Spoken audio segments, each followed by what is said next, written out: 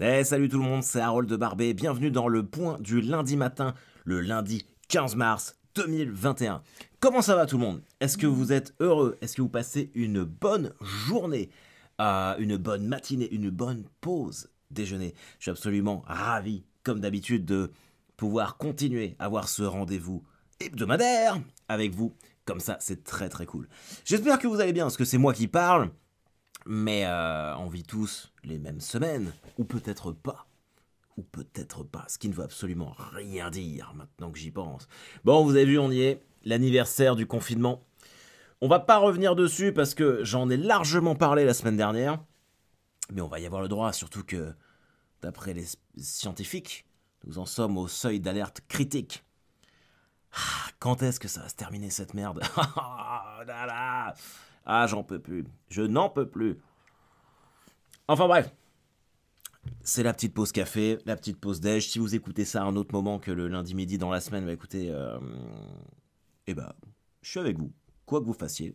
Une petite marche dans la forêt, du yoga, du gainage. Je me suis mis à faire du gainage au niveau du dos. C'est incroyable. Je m'allonge sur le dos, on plaque le bassin, vous levez les pieds en arrière un petit peu, et les bras aussi, et vous remontez un peu la cage thoracique, genre de 10 centimètres. Et ben ça, je sais pas quel muscle ça muscle dans le dos, mais a priori, ça muscle des trucs dans le dos. Qu'est-ce qu'on va se dire aujourd'hui? Vous avez pas remarqué que les invitations... mhm.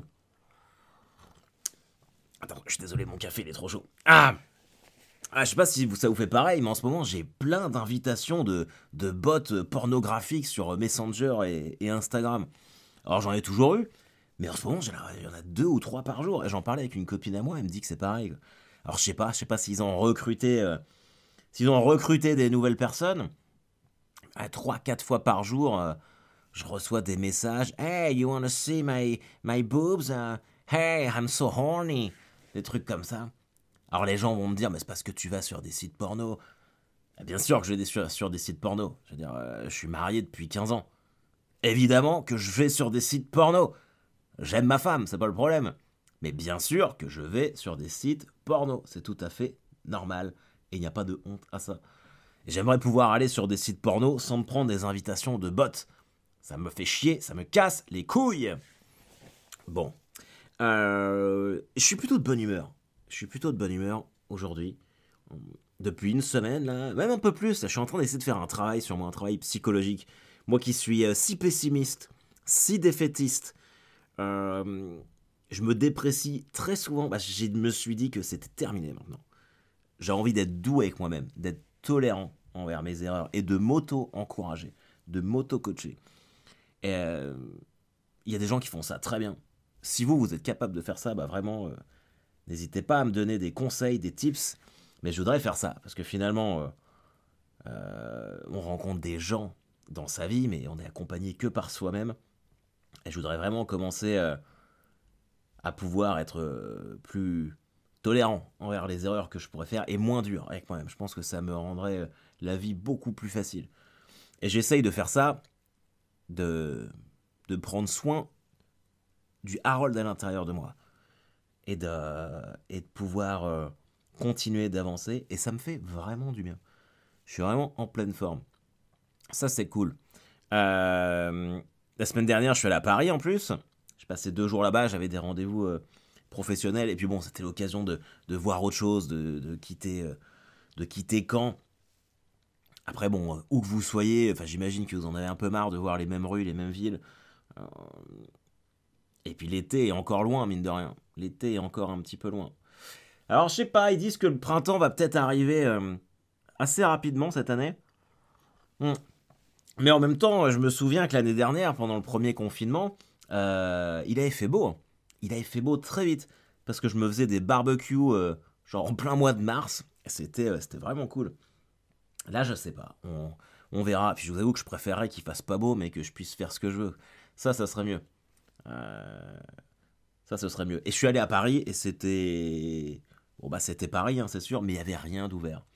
Et quand tu vois Paris avec rien d'ouvert, bah, t'as plus rien à envier à cette ville. Parce que souvent, quand on va à Paris, on me dit ouais, ok, c'est cher, ouais, les appartements sont petits, mais on a la culture, on a l'ambiance, Paris est une fête. Mais quand tout est fermé, ah bah c'est juste cher et c'est juste petit les appartements. Tout le reste, t'as pas envie d'y rester. Mais c'était cool, ça m'a vraiment fait du bien.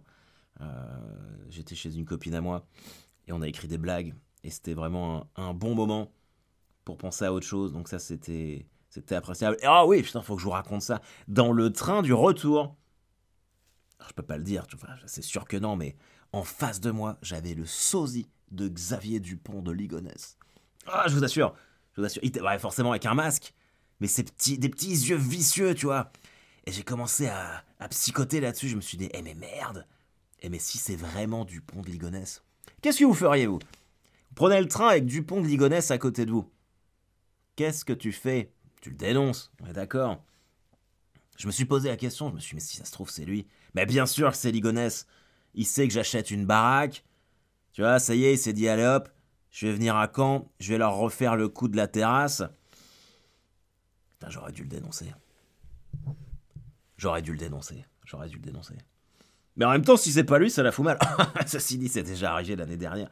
Est-ce que c'est pas la plus belle erreur de l'histoire des recherches de mecs quand ils ont arrêté un gars en Écosse ou je sais pas quoi qui ne ressemblait mais absolument pas à Ligonnès? Je sais pas comment tu réagis. T'arrives d'un avion, t'as la police qui vient te voir. Oui, monsieur, suivez-nous. Là, je pense que t'es un peu inquiet. Vous êtes du Xavier Dupont de Ligonnès. Quand tu sais que t'es pas Xavier Dupont de Ligonnès, est-ce que ouais, est-ce qu'il y a passé l'inquiétude du début, parce qu'à un moment, t'es tellement certain que c'est pas toi, mais tu te dis, mais vous êtes vraiment des guignols. Est-ce que tu rigoles pas un petit peu? Est-ce que tu rigoles pas? Genre, si moi on m'arrête et qu'on me dit, vous êtes Xavier Dupont de Ligonnès, on va faire des tests d'ADN. Des tests ADN, pas des tests d'ADN. Retourne à l'école, Harold. Je sais pas, tu dois rigoler, tu dis, mais c'est pas moi. Et là, peut-être que tu penses à la poursuite judiciaire que tu vas engager et comment tu vas financer tes prochaines vacances. Ou alors tu te poses la question, tu te dis, mais et si c'était moi? Et si j'étais Xavier Dupont de Ligonnès, mais que je m'en souvenais plus? Est-ce que j'aurais enterré ma famille sous une terrasse? D'ailleurs, mine de rien, en parlant maçonnerie, Dupont de Ligonnès, il a fait une terrasse avec le corps de toute sa famille en dessous, en un temps record. Et là, je dis chapeau. Parce que moi, je suis en train de regarder comment on met du parquet. Bah, je galère. Alors, ce qui est sûr, c'est que si je tue toute ma famille, il faudra pas chercher sous le parquet, ils seront pas là. Ah, c'est horrible. Respect. À mon avis, ce mec-là, on le retrouvera jamais. Ça fait quoi? Ça fait 10 ans? Si on l'a pas retrouvé maintenant, c'est fou, hein. Moi, c'est ça qui me fascinerait. Je voudrais le rencontrer, mais qu'il soit derrière une grille ou qu'il puisse pas me toucher. Et lui demander, mais comment t'as fait, mec? Comment t'as fait? C'est absolument incroyable de se planquer comme ça. Le niveau de préparation. Ah, c'est fou. Puis j'écoutais en plus, l'autre jour, j'entendais un podcast là-dessus. Mec, il avait préparé en amont, il avait écrit des lettres à sa famille en disant qu'ils étaient partis vivre en Australie ou aux États-Unis. Il a fait démissionner tous ses enfants. Enfin, la préparation mentale. Parce que tu te dis quand même, je vais tuer toute ma famille, quoi. Et le mec, il avait préparé ça bien avant, quoi. Bien avant. À mon avis, ce sont des mois de préparation. Et des mois où tu te lèves tous les matins en te disant, bon, eh ben, faut que je continue à fréquenter ma famille en attendant que je les tue. Tu sais, si ça se trouve, il a passé 1 an à préparer le massacre de sa famille. Eux, ils vivaient à côté de lui sans le savoir. Et lui, il faisait semblant. La veille qu'il les tue, il a laissé un message à sa sœur, lui, sur son répondeur, message vocal. Je l'ai entendu. Je crois que tu peux le voir sur YouTube. Où il explique que voilà, bah, ils sont partis au Cinoche. Il dit Cinoche. On s'est fait un petit Cinoche, un resto. Et hop, le soir même, il les défonçait tous. Putain, c'est ouf. Mais c'est dingue. Mais t'as pas le droit de faire ça, putain. Moi, quand je fais un Cinoche et un Buffalo Grill avec Elisabeth et les enfants, je suis au paradis. Je suis au paradis. L'autre, le mec, je sais pas. Est-ce que c'était sa manière de dire au revoir? Bon, allez. On va se faire une toile, les gars. Et un Del Arte. Et après, je vous égouille. Ah, putain de merde. Ah, c'est horrible. C'est horrible. C'est horrible. Et j'étais persuadé de l'avoir rencontré dans le train. Je me dis, mais c'est Dupont de Ligonnès. Mais bon, c'était pas lui, hein. Objectivement, c'est sûr et certain. Ah, j'ai failli croiser mon ancien prof de compta à l'IUT. Pestouille, on l'appelait. Le mec postillonnait tout le monde. Tout le monde. C'était insupportable. C'est là où je me dis que le port du masque en ce moment, c'est quand même. Pour des mecs comme ça, c'est quand même nécessaire, quoi. On devrait les obliger à le porter tout le temps. Tu lui parlais, mais c'était. Laisse tomber, c'était les moissons de Dien Bien Phu, mon gars. Tu le mettais au milieu, dans le rond central d'un terrain de foot, tu le fais tourner sur lui-même, il t'arrose. Hein. Je peux te dire que Didier Deschamps a son terrain fusant juste derrière. Hein. Et ce mec-là, il postillonnait et il avait, vous savez, le blanc à la commissure des lèvres. Là. Truc écœurant, ça m'a toujours fasciné, ça. Moi, j'ai toujours pensé que les gens qui étaient comme ça n'étaient pas humains. Une part, un côté extraterrestre. C'est cette petite mousse blanche à la commissure des lèvres. C'est écœurant. C'est écœurant. J'ai envie de prendre un. Comme le petit aspirateur qu'il y a chez le dentiste, là, pour aspirer ta salive, tu vois. Puis tout aspirer. Ta pestouille. Ah là là là là. Ah, je l'ai esquivé. Hein. J'avais pas envie de le voir. D'ailleurs, je sais même pas s'il se serait souvenu de moi. Et alors, c'était fou. Bon, bah, cette semaine, j'ai reçu des messages. Je savais pas s'il fallait que j'en parle ou pas, mais bon, de toute façon, voilà, on m'a demandé si j'allais en parler, aborder le sujet des Césars de vendredi. Alors, pour être honnête avec vous, moi je n'ai absolument pas regardé les Césars euh, cette année, comme je n'ai pas regardé ceux de l'année dernière, et comme je ne regarderai pas ceux de l'année prochaine. Je veux dire, honnêtement, qui en a encore quelque chose à faire des Césars? Je veux dire, qui regarde ça? C'est nul à chier. Voilà, quoi. C'est nul. Franchement, je ne me retrouve pas là-dedans. En plus, on te dit, les gens disent, oui, une soirée éminemment politique. Mais honnêtement, toutes ces soirées-là sont un petit peu politiques. Donc bon, franchement, c'est pas trop ça qui me choque. C'est juste que c'est d'un ennui mortel. Mortel. C'est horrible. Et pourtant, j'étais vraiment un grand fan des Césars. Moi j'ai fait des études dans le cinéma et le cinéma reste un rêve, si ce n'est une ambition. Et je regardais, enfin, quand il y avait les Césars, je préparais ma petite bouteille de pinard, on regardait ça avec ma femme. Bon, elle, ça l'intéressait quand même vachement moins que moi. Enfin, c'était une soirée spéciale. Mais depuis 5 6 ans, je le fais plus, quoi. Ces gens me font plus rêver. Ils ne se rendent pas compte de la chance qu'ils ont. C'est sûr. Je veux dire, maintenant, voilà. En plus, voilà. Alors, je leur dis, moi, je l'ai pas regardé, hein, la cérémonie. Mais bon, c'est que ce que j'ai lu sur Twitter, ou ce dont j'ai entendu parler. Mais visiblement, ce genre de cérémonie, qui est censée être une cérémonie de remise de prix liée au cinéma, parle rarement de cinéma. Là, cette année, a priori, je sais même pas s'ils ont prononcé le mot cinéma. Tu vois. Après, moi, ça me fait toujours marrer. Je veux dire, là, on va encenser des films. Déjà, personne ne les a vus cette année. Et puis bon, je crois vraiment pas qu'il faille se cacher derrière le Covid quand j'entends oui, c'est le Covid, les gens ne sont pas allés voir les films en salle. Mais non, mais même sans ça, même sans le Covid, plus personne ne va voir les films français en salle. Arrêtons de se mentir. Moi, le dernier que je suis allé voir, je réfléchissais à ça en préparant ce podcast, c'était Santa d'Alain Chabat, que j'ai vraiment beaucoup aimé, c'est qui m'a vraiment fait marrer. Mais ça remonte quand même à 3 ans. Hein. Alors bon, t'enlèves 1 an de Covid, certes, mais le reste, non. Non.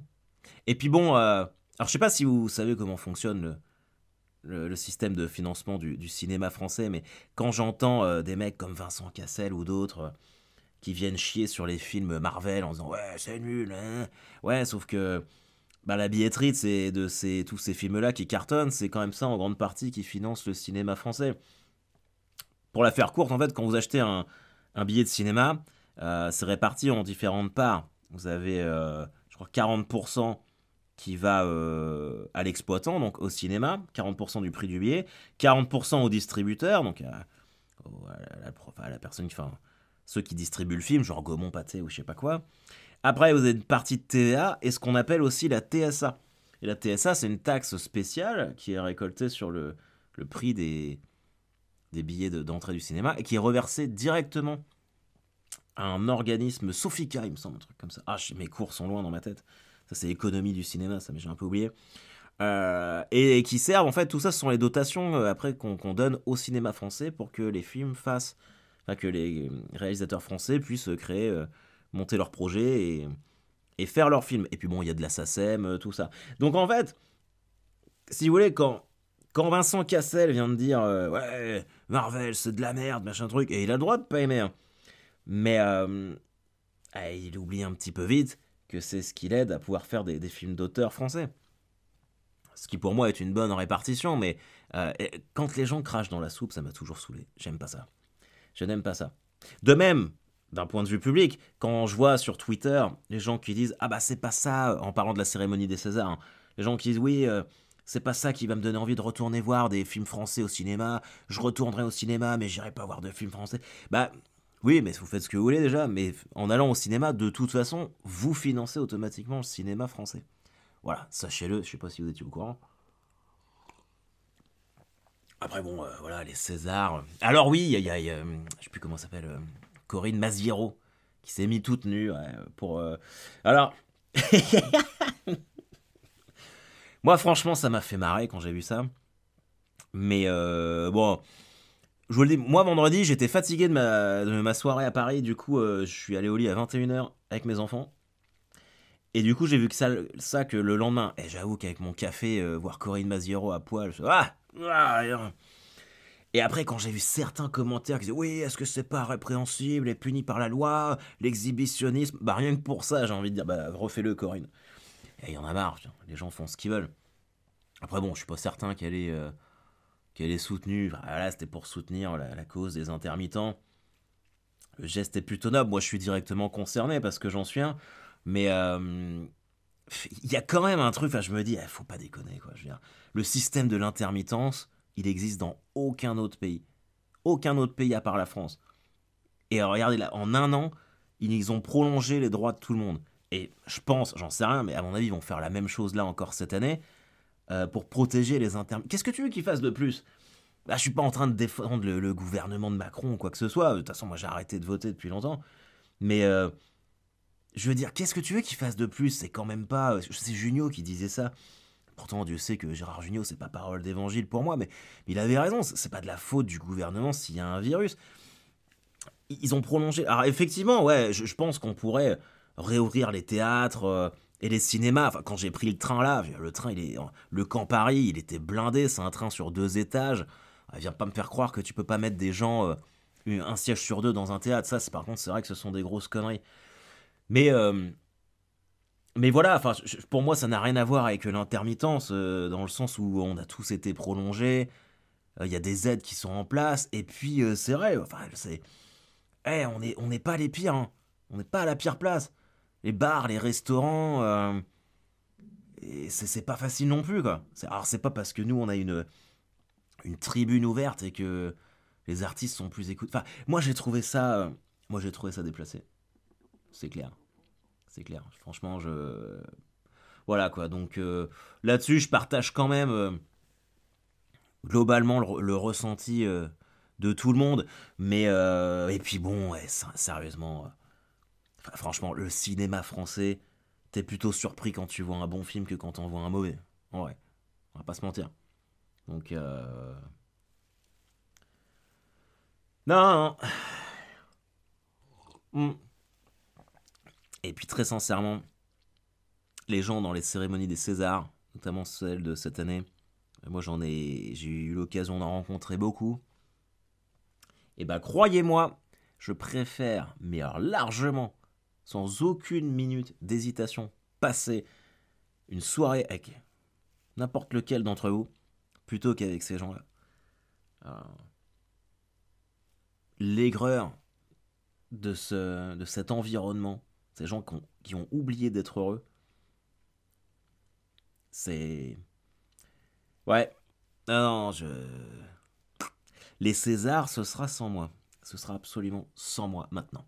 Ok, passons à autre chose là. Hein, on va rigoler un petit peu. Je me suis fait mal au dos en courant. Je me suis refait. Alors j'avais oublié un petit peu parce que j'étais occupé, mais bon, je suis quand même un grand consommateur de CBD. Et les vertus anti-inflammatoires du CBD sont incroyables. Incroyables, les amis! Ah, il faut que vous fassiez ça. Il faut que vous fassiez ça.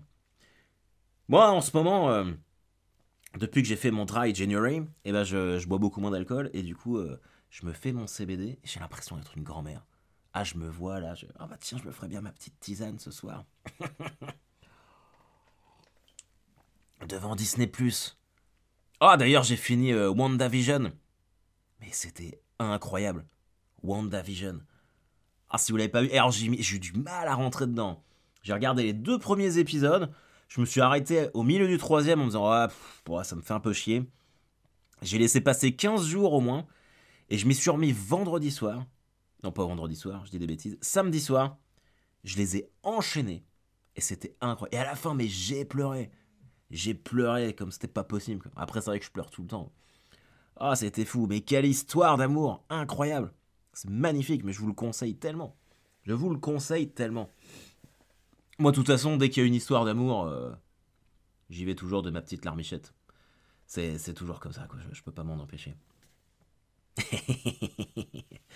Ça me fait penser. Tout à l'heure, j'ai croisé, en déposant mes enfants à l'école, je remontais à pied jusqu'au parking où j'avais garé ma bagnole. Et j'ai croisé un mec.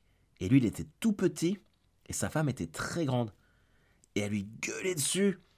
Et j'avais l'impression de voir Chewbacca et Han Solo, tu vois. Elle était là.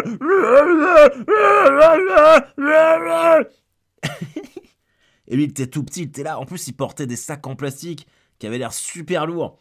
Et tu sentais que c'était ce moment où, quand tu fais tes courses et que tu prends tes sacs plastiques à la main, ce moment où ça te coupe les doigts, tu vois. Où t'es putain, ça fait mal, où t'es en souffrance. T'as 10 minutes de marche à faire et c'est dur. Lui, il en était là. Et il avait sa femme à côté qui lui hurlait dessus.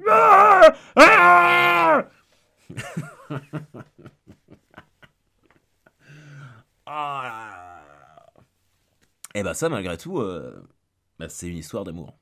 Comme quoi, voilà. Ça fait déjà un petit moment qu'on parle. Donc ça, c'est cool. On a fait notre quota. Je veux rester concis pour ça. Alors, par contre, quand j'avais fait mon pronostic pour Barcelone-PSG, où Paris a gagné 4-1, et que j'avais dit, ouais, je vois le Barça éliminer Paris cette année, j'avais tort sur le match aller, et vous m'avez, à juste titre, bien secoué les puces, et vous êtes bien foutu de ma gueule. Mais vous avez vu le match retour? Hein? Vous avez vu? 1-1, ils se sont fait trimballer tout le match, Paris. Et heureusement qu'ils avaient Navas, parce que si Messi met son penalty du 2-1, à la mi-temps de 1, tu peux être sûr que ça fait 3-1 à la reprise de la deuxième mi-temps et 4-1, bam, prolongation et ils se font sortir. J'en suis persuadé. Donc, au final, j'avais quand même un petit peu raison. Bon, voilà. Je vous laisse méditer là-dessus. Pardon. Je vous laisse méditer là-dessus et puis on se revoit la semaine prochaine. En attendant, n'oubliez pas de liker, de partager, d'encourager, de suivre mes pages Instagram, Facebook, Twitter. Et on se revoit. Si vous voulez lâcher un peu d'oseille, allez sur tipeee.com. Tipeee, T-I-P-E-E-E.com. Vous écrivez le pauvre cast 21 grammes ou Harold Barbet. Et puis vous trouverez, vous pouvez, lâcher un petit bifton si vous voulez soutenir la cause, m'aider à acheter du nouveau matos pour faire mes podcasts. En tout cas, je prends toujours autant de plaisir à être avec vous tous ces lundis matins pour faire le point. C'était très très cool. Merci à tous, bonne fin de journée les amis, à très vite.